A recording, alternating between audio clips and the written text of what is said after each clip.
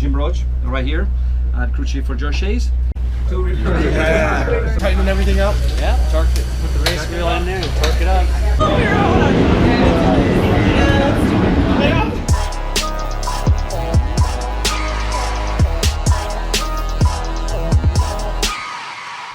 We are at Circuit of the Americas for MotoGP 2016. Okay, once again, on behalf of all of us at Yamaha, thank you for purchasing an R1M. Thank you for being a part of our little party this weekend. Thank you for enthusiasm. Thank you for your passion. I have a feeling that you have the bike that you do, that you share the same passion that we all do. This is the team YES Raves Super Sport side of the trailer. A gentleman I want to introduce for those that haven't met him. I'm sure you've heard him before. This is Chuck Graves, who manages the team. Give him a big round of applause. So, how many of you have owned an R6 before? It's pretty popular. It is, for quite a number of years, the most popular 600 super sport bike in the country by a lot, by over all of the other competitors. The bike has evolved. One might say, we got a question yesterday, when are you going to change it? It is the top in terms of performance of any other bike in the category. I'm not making excuses, but it is the tops in terms of performance. We have won 3 championships, and I would argue that it is absolutely still the best looking 600 Super Sport out there of any of our competitors. So you agree? It is the basis of our Super Sport team. We have 2 factory riders, the reigning Moto America champion, JD Beach, number 95 last year, number 1 this year. And his teammate is Garrett Gerloff, number 31. Garrett Gerloff won yesterday, for those that were here. So, Garrett, the riders going to be here? We were hoping to get the riders here. They're sleeping in. They had a good day yesterday. His teammate JD Beach was second in the race yesterday. This is kind of a great victory for Garrett. He's been working at it really hard. I'll just tell a little story. The first time I met him was, I think you were there too, at Daytona, probably 3 or 4 or 5 years ago. And Garrett, first year on the team, very, very promising. And during practice, I think very early in the week, fell off going into 1. Yeah. I don't know how I remember that, but there's a lot of other stuff in here. But fell off into turn 1, broke his tibia, I think. Femur, so even worse. And was in the hospital, and his mom and dad were there, and extremely supportive, and he was apologetic, but he said he's coming back. And to win here yesterday certainly proved a few years, but he's certainly capable and very, very determined young rider. So he did a great job yesterday. And furthermore, his home state is Texas, so to win in his home state is a great thing. It acquired a couple new pieces of furniture. Yesterday you can see one on the left and one on the right, and that's a second and a first place trophy. Whoops, from yesterday's race. So that's a very good thing. Let's hear it for Chuck Graves. Awesome. And the team. Good job. So this is the transporter. I don't know, Chuck, if you want to talk about it, but the bikes and a lot of the big parts are held upstairs. Correct. We put all the bikes and the pit carts and all that goes upstairs and down below. We put the canopy cart, and you can see all of the drawers and the cabinets are labeled with the parts and pieces that we keep in there. And then during the race weekend and practice and test sessions afterwards, this is where the team meets and download the riders and then review the data and then decide to make a plan for the next session, how we're going to improve the machine and reduce the lap time. Awesome. And try to win the race. So in the event we have any kind of tip over, it's really easy for anybody to find any piece, know right where to go. In the drawers we keep finished pieces that are almost ready to bolt right onto the bike, and those guys can just get through it as quickly as they possibly can. There's one screen open that actually has some data on it. You can see that they're obviously making notes and of what they were seeing and reviewing. And how many data points can be read on the data acquisition? Oops, the ceiling's going up. On the data acquisition on the R6. That's awesome. How many sensors? How many sensors? Well, Superbike has a little more. Actually, with the Superbike, the channels list would be in the thousands, but the technician who runs the the engine control unit and the data acquisition would select from the different channels, because there are a lot of things that are actually happening. So you would have thousands of things that you could choose from. But reviewing all that and saving that much, there's only so much space. Okay. Right? So you got to decide. What's that? Do you use your own software? Well, in the case of the Superbike, they're using what's called Magneti Marelli, which we used to be able to use in the 600 class, and they've stopped us from using that. It's now spec? Yeah, it's now spec, but now spec is really FDECU, the Flash Tune product. Flash Tune has last year won every race except for the races that were won by Magneti Marelli that were with Josh Hayes and they've developed a channels list and I worry a this set is of gonna- protocols that we can get limited amounts of data through what is a restricted line of data that can leave it. It's called a TTL line, which there's only so much you can actually get through it at any given time. Some of the newer bikes like the R1 and your R1M have a CAN line, and so they can push a lot more data through there. As you know, you have the CCU that you could get from Yamaha. FT's developed protocols to add data streams to that CAN line and send it to AIM, where there's a data acquisition that's much broader for the average user. So we do that along with the 600s. So in the 600s, That's why we get Flash Tune. what's that? That's why we get Flash Tune. There you go. So with the 600s, we push about 40 channels out. And some of those are analog and digital, and some of those are coming from the FT software. And we can pick and choose what we actually want, and we can tie that in with the GPS and some other items. So that's what I know about that. Vito has a little, he can explain how the Magneti Marelli system works. Everybody come on in. Everybody in. I'll just stand next to Josh. Melissa's not around.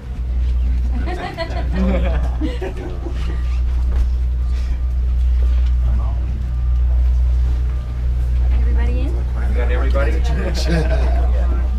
I don't either. I just thought I'd... Okay, once again, this is Vito with Magneti Marelli. Again, he was with us before, but he is still our main guy for the Magneti Marelli system and data acquisition. Vito, if you can kind of explain what we got here on the desk. Sure. The stuff you see is what we have on the motorcycle right now. We in Yamaha use the Magneti Marelli product, and that means we use a different ECU to control the bike. Plus, we use in this case also a different dashboard. This ECU has specific purpose for racing purpose. We use a racing purpose because it's a highly programmable kind of ECU, and let Yamaha to write their own strategies and they'll be able to tune engine and get the best performance as they can, squeeze them out of your fantastic engine you have over there. It's widely used, do all the development on the dyno with Jim Roach right here at crew chief for Josh Hayes. And the other thing that is very useful, this is used because it contains a data logger, and then it let us log a bunch of channels both for engine and chassis. And this information then they are used by Jim and Josh and Cam, of course, to compare notes and see, where we can improve or make sure that we're on par with the engine and chassis performances. I hate it. It's basically a lie detector. I'm like, I'm pinned through there. And they're like, no. Not exactly like that, but let's put it this way. In any case, that's what we do pretty much here. After the end of the session, we get the data out of this box, and sit down and go through meetings and figure things out. Because you can see it's very, very complete. There's a bunch of stuff here. We can see the racetrack. We can tell where the guys are located on any part of the track, so we can locate corners, check acceleration, suspension settings, and so forth. So there's a bunch of stuff here. You can see. You guys are all R1M owners, Yes, right? sir. Yes. Okay. The standard electronics that come on that R1M are groundbreaking electronics for a production machine, and they are very, very capable. What this system allows us to do is log more channels, more information than you can do with the capability of that piece, because it's still made for the general public. And then also the parameters are more finely tuned. If you had a graph, there's a lot more boxes in there so that he can be more fine in those apart and make it exceptionally good. It's all fine tuning. It's not big things. So that full-on racing system is the same system that they're using in MotoGP, I believe. Yep, The same system that's on their bikes. And but the difficult part about having that is you need an engineer to run it. You can't ride your bike without an engineer to start it. And the talent to know what to do. Well, I just close my eyes most of the time. I do the same. So. Oh yeah. So with R1M, can we lean it to a corner and pin it like you guys do, and then just let the electronics take You'd over? be surprised how much we don't do that. We have found that, you know, one of the good things about the cross-plane crankshaft is it has an incredible feel. I think Cameron was probably a little bit surprised to find out that we have the capability, but we don't use near as much traction control and wheelie control as people believe that there is out there. Basically, traction control and those things bring the engine down to the level of a tire. So if the tire is crap, it doesn't make a bike faster, it makes the engine slower. So we all grew up riding motorcycles that didn't have it. This is newer technology, and we were used to being able, we knew exactly what was going to happen when we did this. I still need that natural feel of knowing what I'm going to get when I twist the throttle. So one of Vito's things that he has to do is when he is going to trim power, give me a wheelie control or a traction control, it has to be something that still feels natural to me and not like the bike's just running bad. So allow some slip then. We have to allow some slip. We can't steer the bike if we don't, honestly. So, and again, it needs to be natural. You'd probably be surprised to find out how often we give a big throttle input to try to get the tire started spinning because we know it's coming. We want it to happen on our terms, not by surprise. So, you know, this system is complex enough that it gives us the capability to do a lot of these things. It's got like a balancing act. It is. It is. That's awesome. Great tips. Anything else? Anybody else have any questions? We don't have the We didn't analog switch formally up here introduce Jim anymore. Roach. Jim's still sitting back there, or maybe we did that Josh Hayes' crew chief for many years. So he's out. Is there only one? Existing crew chief. I'm elated. And as long as we keep the same profile on tires, we'll switch to slicks. We don't have to mess with electronics at all, right? You really shouldn't anyway because it's got wheel speed on If we both can- sides. So we can, you kind can of change the wheel Go size. back out the way It's we not- came in. If anybody wants pictures with Josh, I guess one request to Josh for picture. Two requests. Great. There's a lot of requests for pictures, so if you can all file Yeah, out. most of the time. A lot of times they do try to do that, but I think that starts getting to be really fine tuning. You know, really nitpicky.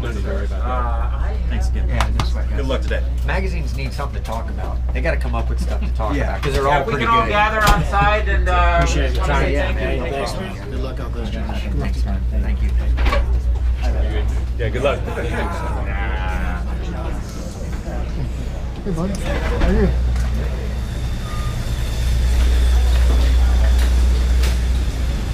I like those brake guard leads.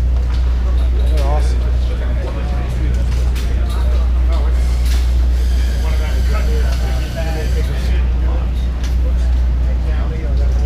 We can all hang here for just a little bit.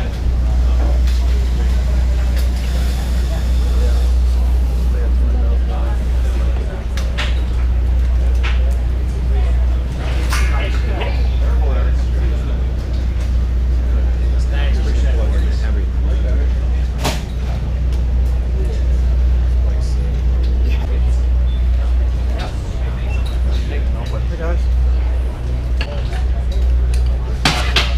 Just tightening everything up. Yeah, torque it. Put the race wheel in there and torque it up.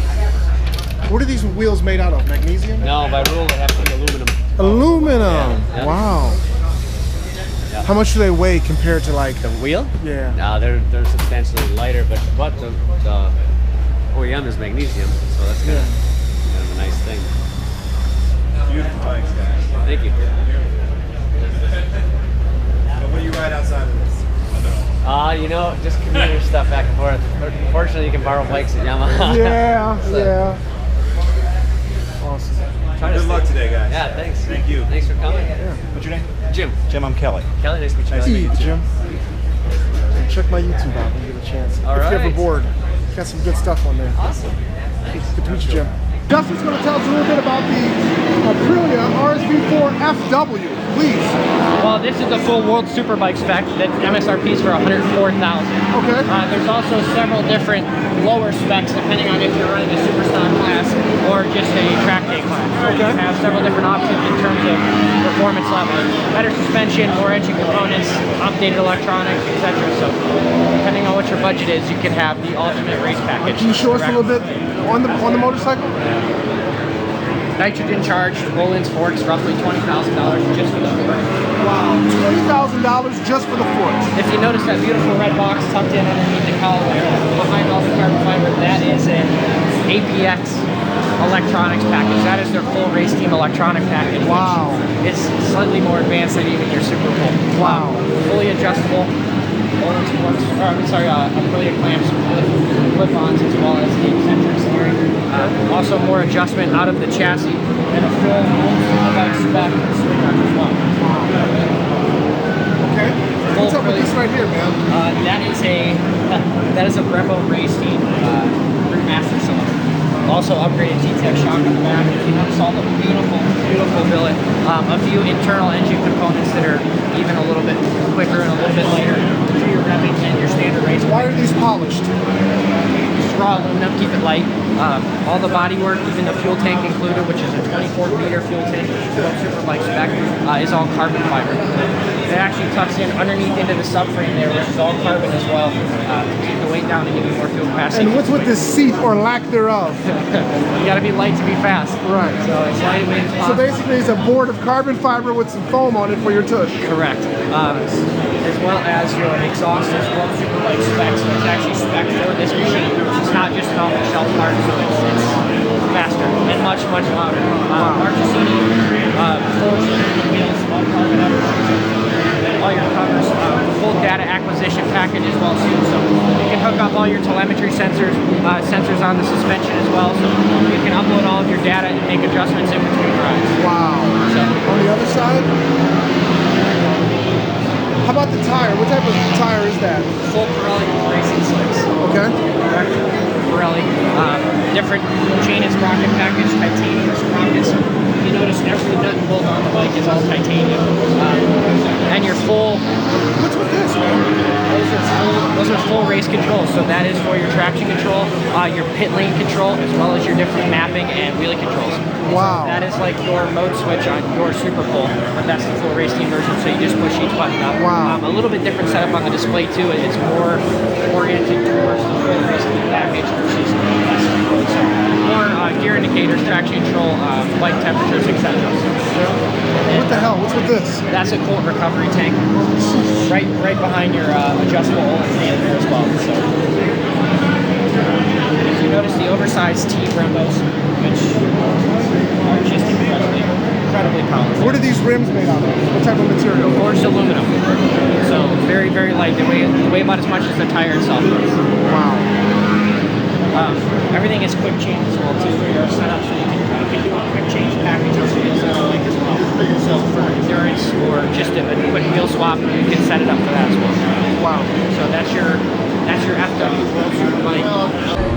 Wow. Beautiful ladies for a beautiful motorcycle. Absolutely. I'm gonna have to do a pan around.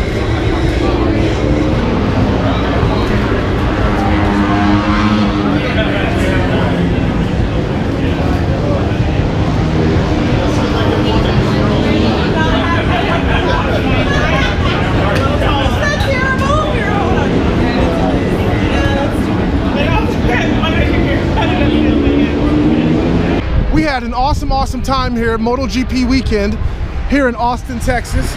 And these folks know how to drive some awesome luxury automobiles. I mean, geez. Not only do they like fast cars, but they also love fast automobiles. I had the pleasure of meeting some awesome subscribers this weekend. I want to say thank you to all the people that I met. Thanks for subscribing. And a special shout out to my new buddy that I just met, Will, who allowed me to ride his Desmo Sedici RR. That was absolutely fantastic. If you like this video, go ahead and hit the like button and share it with your friends and family. If you haven't already done so, go ahead and subscribe to my channel by clicking the subscribe button from the very bottom right-hand side. Stay tuned for more videos, and as always, thanks for viewing.